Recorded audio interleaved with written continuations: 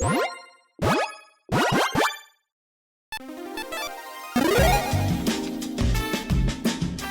and welcome to the Commander's Quarters. I'm your host Mitch, glad to have you here. Here at the Commander's Quarters, we're all about Commander on a budget. Today's episode is going to be a $50 deck tech. When I say $50, I mean that is an overall deck cost. Both shipping and commanders that are $10 or less are going to be included in that cost, but basic lands will not be. Decks on this channel are built to be fun, inexpensive, and focused. If you want to learn more about what a focused commander deck is, check out this video here. On this deck tech, I'm going to take you through its strategy, the tactics, and how this deck wins.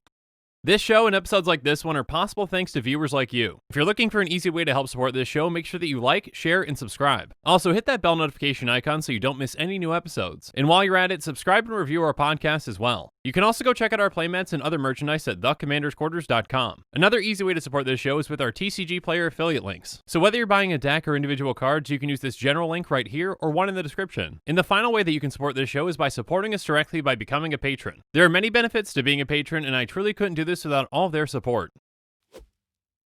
Today's episode comes to you courtesy of Randy. Randy has been supporting this channel for over a year now as a general tier patron. I truly couldn't do this without amazing patrons like Randy. For the personalized deck tech, Randy chose Zndrsplt Okaun with a focus on flipping coins. Zndrsplt Eye of Wisdom is a 1/4 homunculus that costs 4 and a blue. It has at the beginning of combat on your turn, flip a coin until you lose a flip. And then whenever a player wins a coin flip, draw a card. Okaun Eye of Chaos is a 3/3 Cyclops Berserker that costs 4 and a red. It has at the beginning of combat on your turn, flip a coin until you lose a flip, and whenever a player wins a coin flip, double Okaun's power and toughness until end of turn. So if both these are on the field, you're going to be flipping 2 coins on each of your combats. And then for each flip that's won, you get to draw a card and double up Okaun's power and toughness. So these can be card advantage on top of being a deadly threat. It only takes a few flips going the right way to turn Okaun into a one-shot kill. Okaun's power and toughness will double from 3 to 6 to 12 and then to 24. So just 3 flips is all it can take.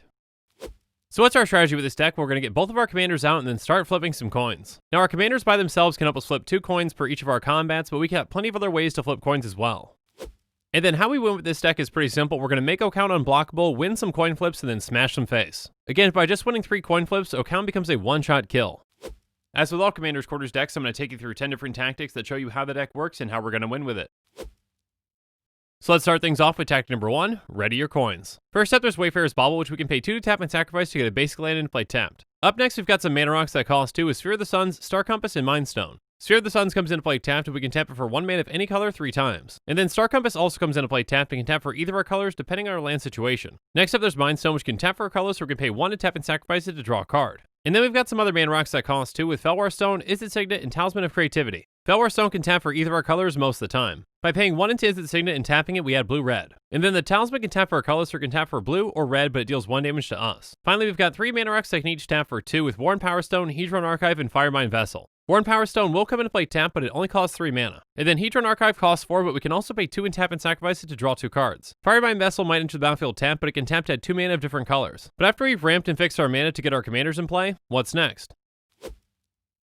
Let's move on to tactic number 2. Flip 1. First up, there's Desperate Gambit, which says, choose a source you control and flip a coin. If you win the flip, the next time that source will deal damage this turn, it deals double that damage instead. If you lose the flip, the next time it deal damage this turn, prevent that damage. So this can be a high-risk, high-reward play, but most of the time we just want it in there for flipping that coin. We don't have to choose Okaun if we're afraid of losing that flip. But cheap ways to flip coins like this in Winter Sky can come in huge. Winter Sky says, flip a coin. If you win the flip, Winter Sky deals 1 damage to each creature and each player. If you lose the flip, each player draws a card. Again, it's not the effect that really concerns us, it's just that we can flip a coin. So we're also running Chaotic Strike and Aleatory, which are pretty similar. Chaotic Strike can only be cast during combat after blockers are declared, and we flip a coin. If we win the flip, target creature gets +1/+1 until end of turn, and we draw a card. Aleatory does the exact same thing, but we draw the card at the beginning of the next turn's upkeep. Up next, there's Stitch in Time, which says, flip a coin. If you win the flip, take an extra turn after this one. So this one can actually provide us a ton of value if we do win that flip. Up next, there's Goblin Liar, which says, sacrifice Goblin Liar, flip a coin. If you win the flip, Goblin Liar deals damage to target opponent or planeswalker equal to the number of creatures you control. But if we lose that flip, Goblin Liar deals damage to us equal to the number of creatures that opponent or planeswalker's controller controls. But outside of these, we've got plenty of other ways to flip coins. So now let's go into tactic number 3, Flip Flop. First up, there's Fighting Chance, which says, for each blocking creature, flip a coin. If you win the flip, prevent all combat damage to be dealt by that creature this turn. So depending on the situation, for just 1 mana, this can actually flip quite a few coins for us. Another way to potentially flip a ton of coins at once comes with Squeeze Revenge. It says choose a number, flip a coin that many times or until you lose a flip, whichever comes first. If you win all the flips, draw 2 cards for each flip. So if you want to potentially draw some cards with this and don't want to risk it too much, you can pick a lower number. But you can also just choose a very high number and try to flip as many coins as you can. You're still going to be drawing some cards from Zndrsplt anyways. But outside of these, we've also got some repeatable coin flip effects too. So now let's move on to tactic number 4, Flip Out. First up, there's Sorcerer's Strongbox, which has pay 2 and tap it, flip a coin. If you win the flip, sacrifice Sorcerer's Strongbox and draw 3 cards. So by winning that flip, we are going to have to sacrifice it, but we also get to draw those cards. Next up, there's Molten Birth, which says create 2 1/1 red elemental creature tokens and flip a coin. If you win the flip, return Molten Birth to its owner's hand. So basically, we can keep paying to cast this over and over again until we lose a flip. Next up, we've got some creatures that can help us flip coins with Orcish Captain, Mog Assassin, and Goblin Bangchuckers. Orcish Captain has pay 1 and flip a coin. If you win the flip, target Orc creature gets +2/+0 until end of turn. If you lose the flip, it gets -0/-2 until end of turn. Mog Assassin has tap, you choose target creature an opponent controls, and that opponent chooses target creature. Flip a coin. If you win the flip, destroy the creature you chose. If you lose the flip, destroy the creature your opponent chose. And then Goblin Bangchuckers has tap, flip a coin. If you win the flip, Goblin Bangchuckers deals 2 damage to our creature or player. If you lose the flip, Goblin Bangchuckers deals 2 damage to itself. So if we keep getting lucky, we can keep flipping multiple coins with these. The same can be said for Goblin Archaeologist and Goblin Kaboomist. Goblin Archaeologist has pay a red and tap it to flip a coin. If you win the flip, destroy target artifact and untap Goblin Archaeologist. If you lose the flip, sacrifice Goblin Archaeologist. And then Goblin Kaboomist has, at the beginning of your upkeep, put a colorless artifact token named Landmine onto the battlefield with pay a red, sacrifice this artifact. This artifact deals 2 damage to target attacking creature without flying, then flip a coin. If you lose the flip, Goblin Kaboomist deals 2 damage to itself.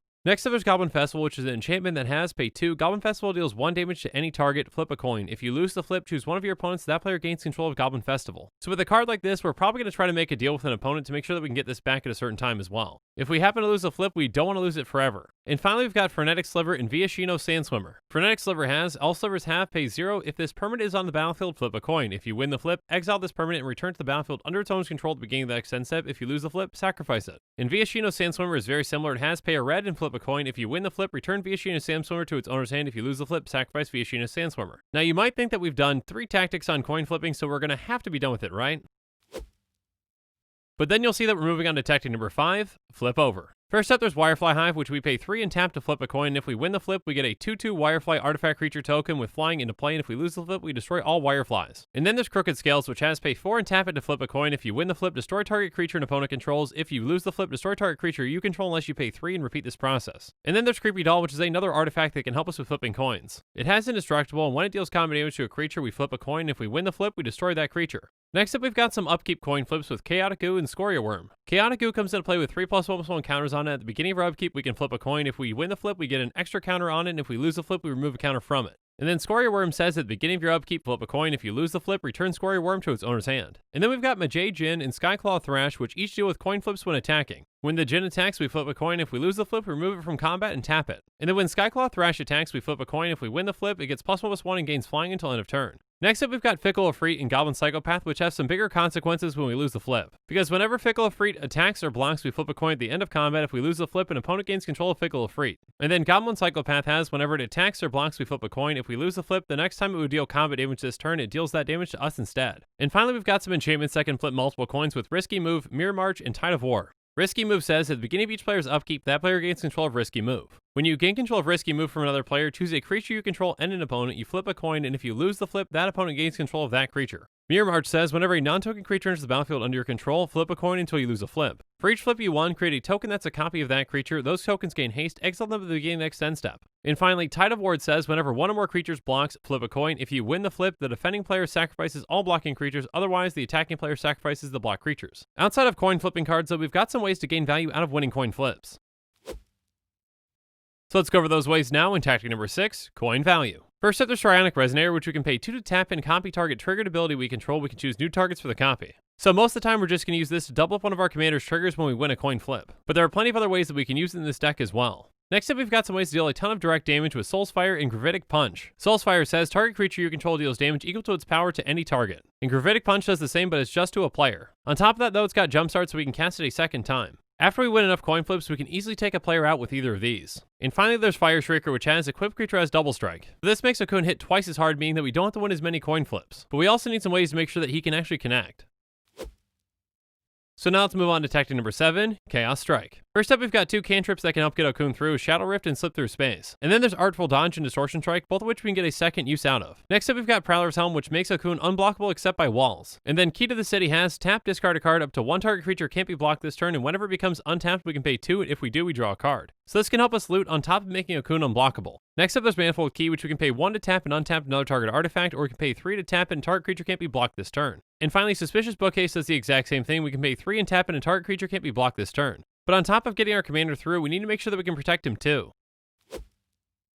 So let's move on to tactic number 8, Eye Safety. First up is actually the golden pick of this deck, which is the number 1 card out of our 99. And the golden pick for this deck is Whisper Silk Cloak. It's an equipment that costs 3 and it costs 2 to equip. It says equip creature can't be blocked and has Shroud. So this does 2 very crucial things for this deck. It not only protects Okaun, but it helps him get through. By just winning a few coin flips, this can essentially guarantee that Okaun can get through and finish off an opponent. For just being 1 card, it does a ton of work for this deck, and that's what makes it the Golden Pig. But in this deck, we're also running Swiftfoot Boots, which is going to give Hexproof and Haste to Okaun. Next up, there's Negate, which is going to counter-target non-creature spell. We're also running Unwind, which is going to counter-target non-creature spell, and we untap up to 3 lands. And then Rewind is very similar. It's going to counter any target spell, and we untap up to 4. But outside of protecting our commander, we've got some ways to protect ourselves as well. So now let's move on to tactic number 9, Out of Sight. First up, there's Aetherize, which is going to bounce all attacking creatures back to their owner's hand. This is a fantastic way to protect ourselves as well as set an opponent back. Next up, there's Blink of an Eye, which is going to bounce target non-land permanent back to its owner's hand, and if this spell was kicked, we draw a card. Finally, there's Aethergale, which is going to bounce 6 target non-land permanents back to their owner's hands. But now that we've talked about protecting ourselves, we've got some ways that we can finish off multiple opponents in 1 turn. Let's cover them now in our final tactic, tactic number 10, Out of Mind. First up, there's Relentless Assault, which says, untap all creatures that attack this turn. After this main phase, there's additional combat phase, followed by additional main phase. And then Fury the Horde does the exact same thing, but we can exile 2 red cards from our hand rather than pay its mana cost. Additional combat comes in big for this deck for multiple reasons. First off, both of our commanders are going to get to flip extra coins. But more importantly, it gives us an extra opportunity to kill another player with a one-shot kill. Finally, we're also running Hellkite Charger, which has, whenever it attacks, we can pay 5 red, and if we do it, untap all attacking creatures, and after this phase, there's additional combat phase. That 7 mana is going to be well worth it for the effect. A deck like this can add a lot of fun and randomness to the game with the amount of coins that it's flipping. Again, a huge thanks to Randy for supporting the channel for over a year now as a general tier patron. If you want to support this channel or want your own deck tech dedicated to you, consider becoming a patron. But now that we've gone through the spells in this deck, let's go on to the mana base. First up, there's Exotic Orchard, which can tap for any of our colors most of the time. And then there's Rogue's Passage, which we can pay 4 and tap to make target creature unblockable this turn. Next up, there's Evolving Wilds and Terramorphic Expanse, both of which we can tap and sacrifice to get a basic land and play tapped. And then there's Mirrored Landscape, which you can pay 2 and tap and sacrifice to get 2 basic lands that share a land type. Next up, we've got 3 lands that each come into play tap and can tap for either blue or red mana. And then we're running our 2 Vivid lands with Vivid Creek and Vivid Crag. Finally, we're running 25 basic lands, 19 of those will be an island, and 6 will be a mountain. And now that we've gone through every single card in this deck, let's do a quick price check. A quick reminder that our deck costs are calculated using TCGplayer optimization, optimizing with even heavily played and damaged cards because those cards need a home too. The average Zndrsplt Okaun EDH rec deck will set you back $176.21. Our deck is going to be much more affordable, coming in at $49.64. Again, the price of this deck is the price that I got for it on the day that I'm recording. If you want to see a breakdown of this deck's cost, check out the link in the description. Keep in mind that prices can and will fluctuate and change over time. But with these deck costs, I want to be as transparent as I possibly can. Again, Commander's Quarters decks are about to be tuned and focused within their budget, but there are always ways that we can improve on them. So let's go through some reasonable upgrades now to see what some of those ways just might be. First up, let's add in Krark's Thumb by taking out Fickle Efreet. Next up, let's add in Frenetic Efreet by taking out Goblin Psychopath. And then we're adding in Fiery Gambit by taking out Soul's Fire. Next up, let's add in Seize the Day by taking out Fire Shrieker. And then we're adding in Aggravated Assault by taking out Hellkite Charger. Finally, let's add in Chandra's Ignition by taking out Aetherize. And now it's my turn to hear from you. So in the comments below, let me know what you think about this deck and what you think about the commander in general. And make sure you're following us on social media for more updates and sneak peeks on future episodes. Again, a huge thank you to my patrons who help make this show possible. I truly couldn't do any of this without your support. If you want to support this channel directly, consider becoming a patron. There are many benefits to being a patron, including being able to vote on future commanders for deck tags. There are even tiers where you get your own personalized deck tag dedicated to you. You can check out all the Patreon tiers and rewards at patreon.com/commandersquarters.